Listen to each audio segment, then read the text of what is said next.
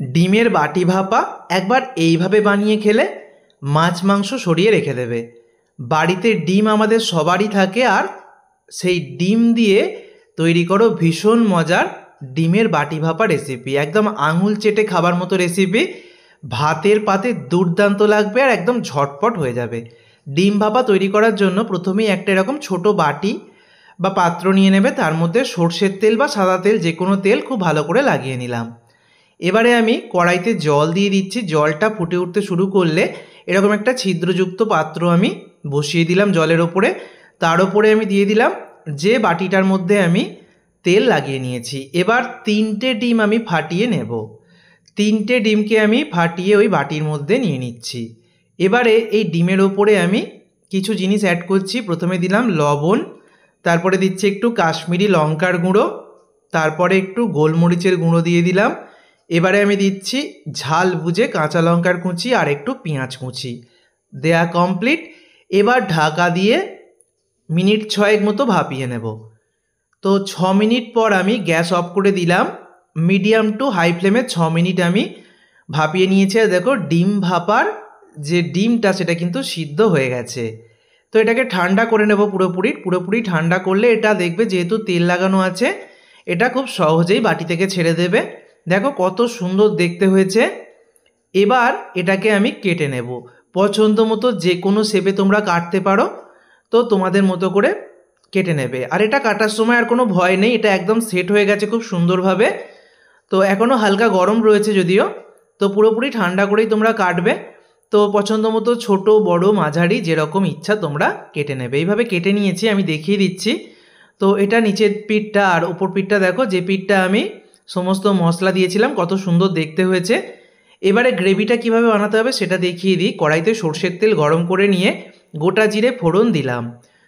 গোটা জিরেটাকে একটু ভেজে নিয়ে এবারে দিয়ে দিচ্ছি পেঁয়াজ কুচি, পেঁয়াজ বাটাও তোমরা অ্যাড করতে পারো। তারপরে এখানে দিয়ে দিচ্ছি কাঁচা লঙ্কার কুচি।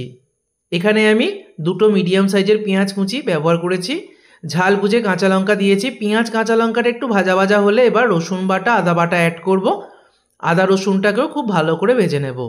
এই রেসিপিতে তোমরা টমেটো অথবা টক দই যে কোনো একটা ব্যবহার করতে পারো। আমি টমেটোর ব্যবহারই করছি, তবে যদি টক দই ব্যবহার করো তাহলে টমেটো দিতে পারো, সেক্ষেত্রে কিন্তু টমেটোটা বেশি দেওয়া যাবে না।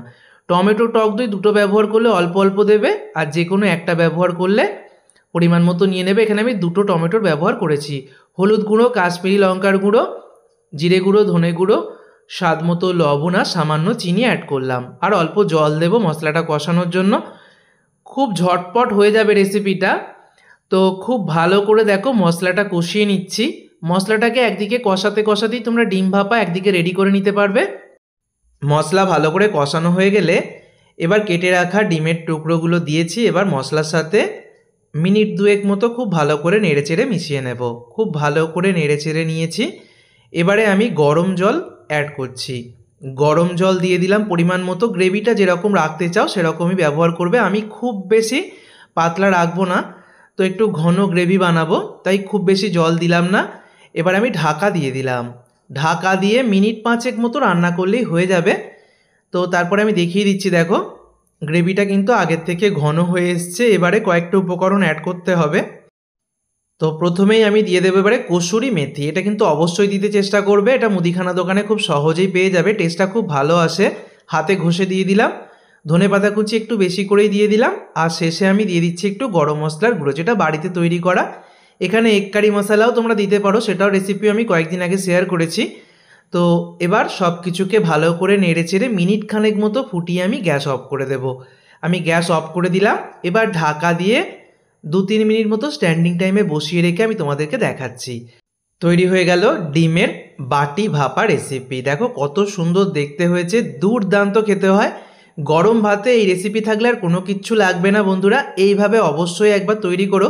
ডিমের একঘেয়ে রেসিপি বানিয়ে যখন সবারই আর ভালো লাগে না, তখন কিন্তু এই রেসিপিটা এক নিমেষেই মন ভালো করে দেবে। অবশ্যই তৈরি করো। ভিডিওটাকে বন্ধুদের মধ্যে প্রচুর শেয়ার করো। ধন্যবাদ।